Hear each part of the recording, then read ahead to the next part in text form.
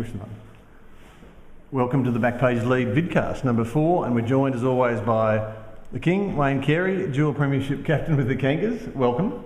Thanks, Charlie. Did you see much footy on the weekend? Yeah, saw most of the footy. The games I didn't see, I've caught on replay. So it was a good weekend again. You were spot on with the Pies. You said they'd win by 30 and they won by 28 or 29. Yeah, I was 2 points out. So what do you make of their form at the moment? They just seem to be doing enough to win. Yeah, I think a few people have said their form wasn't that great on the weekend. I tended to think that when they needed to put the pedal down, they did. They did enough to win. And that's what good sides do. I mean, when they're in that sort of form, they tend to let sides back into it, as they did the Blues on the weekend. I think the third quarter, the Blues were pretty good, but you know, when it was time to win the game, Collingwood showed that they were a class above. So they've got this sort of turbo thrust button, and they can just press when they're at will, can they? Well, I think you certainly don't want to flirt with good form, but they've got enough. They've got enough confidence in how they're playing to exert their influence when they want to, and hence I think they let a couple of weeks ago they let a side kick a few goals against them, and then they've done the same against the Blues. As they play better sides, they obviously won't be doing that. That'll be a full bore all game, but they're certainly flexing their muscles at will. Some people are getting a bit excited about them. Kevin Bartlett, 403 games with Richmond, someone who's seen a fair bit of footy, reckons they can go through the season undefeated, which might seem like a very big call and an early crow 3 rounds into a season. Look, we saw Geelong nearly do it. We saw St Kilda nearly do it a couple of years ago. So they certainly have the ability to go through undefeated. Will they do it? I don't think so. I think they'll have a down period like most sides. But look, they're a quality team. They've certainly got the ability to do that, but I don't think so. No, history would suggest in 114 years it hasn't happened. Yeah. You mentioned St Kilda. Let's talk about them at the moment. They seem to be the team in the spotlight for all the wrong reasons. Winless after 3 rounds. What sort of read do you take on their form? The body language seems to be bad. They look old. They were made to look old and slow and one-dimensional by Essendon. Where are they at? Well, they're in a little bit of trouble. I think. Look, I tipped them on the weekend, as you know. I thought they'd come out firing. They didn't do that. There's a lot of talk. They're certainly behind in fitness. I mean, they started later than other clubs, so you'd suggest that the Bombers are a lot fitter. But I just think their overall pressure, and that comes down to attitude and really wanting to do it for one another. So as a team, they're not playing good team football at the moment. They're playing individual football.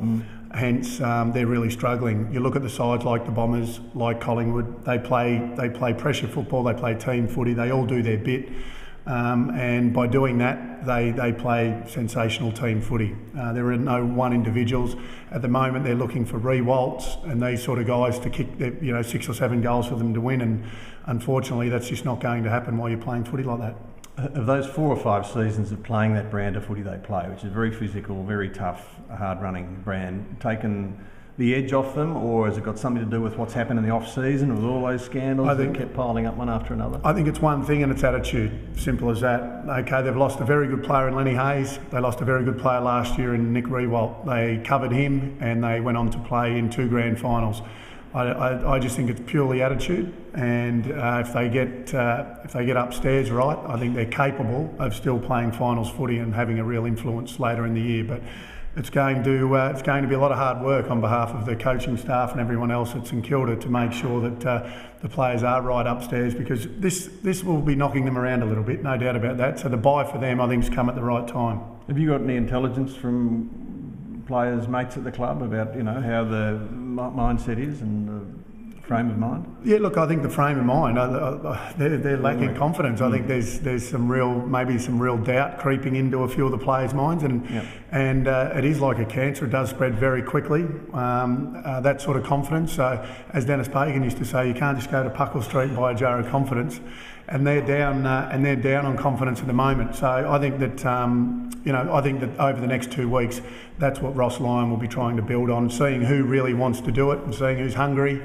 and most of all just making sure their attitude's right and really concentrating on team footy, not individual. But the season's not a bust for them? No. Geez, round 3, Charlie. Yeah. Long way to go, and let's be honest, 2 straight kicks, and we'd be sitting here saying that they're in the top 4, top 8. Yeah, true.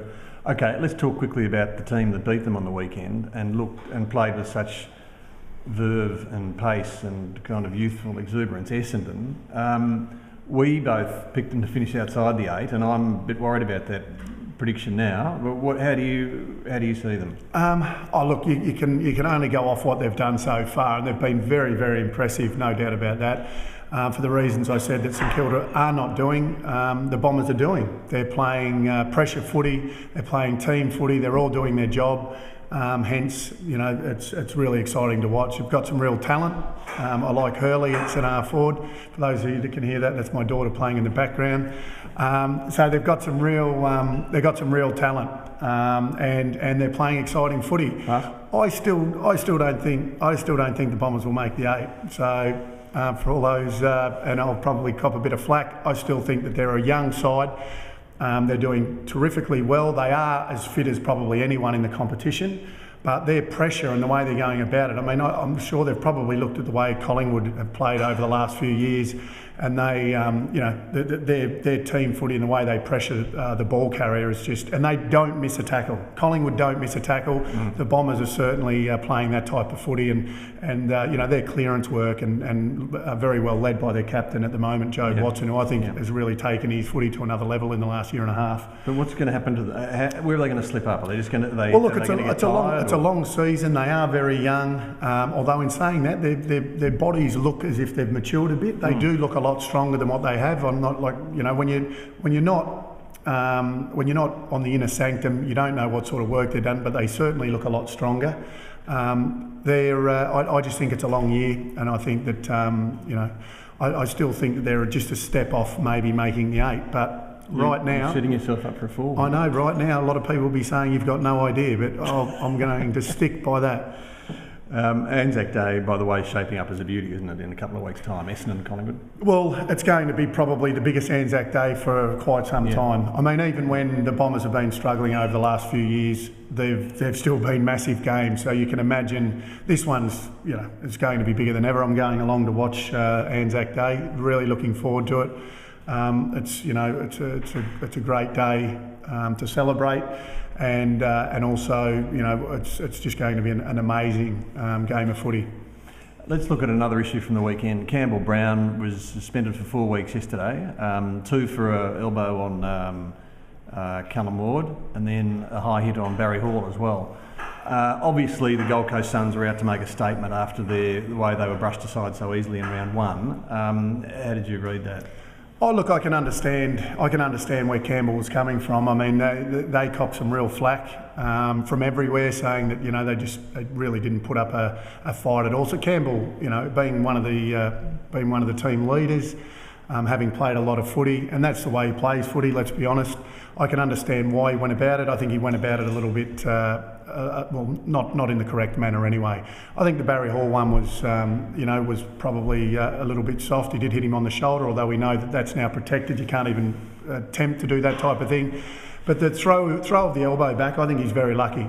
I mean, I always stick up for the players. I always say that that it's a spur of the moment thing. I thought he's very lucky to get 2 weeks. I've seen guys over the last few years get 2 or 3 weeks for a lot less than that. And I think he's very lucky not to be out for 4 or 5. Potential to cause a lot of damage. Yeah, throwing the elbow back like that, I just think, uncalled for. We don't see that in today's footy. So I think he's very lucky on that on that front. Yeah, interesting. Let's look ahead to round 4. It's a 7-match round rather than 8.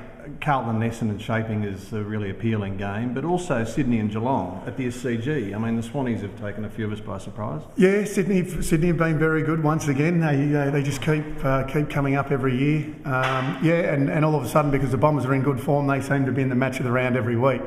They've got a tough 2 weeks. They've got a tough 2 weeks coming up, as we mentioned before. Anzac Day, and then obviously next week Carlton. So let's reassess them before Anzac Day, after they play the Blues this week, because that is a massive game. And Saturday afternoon. Yeah, and it'll tell us a little bit more about Carlton. As you know, it'll say whether they are real contenders or pretenders. And it'll tell us a lot. But looking forward to both those weeks.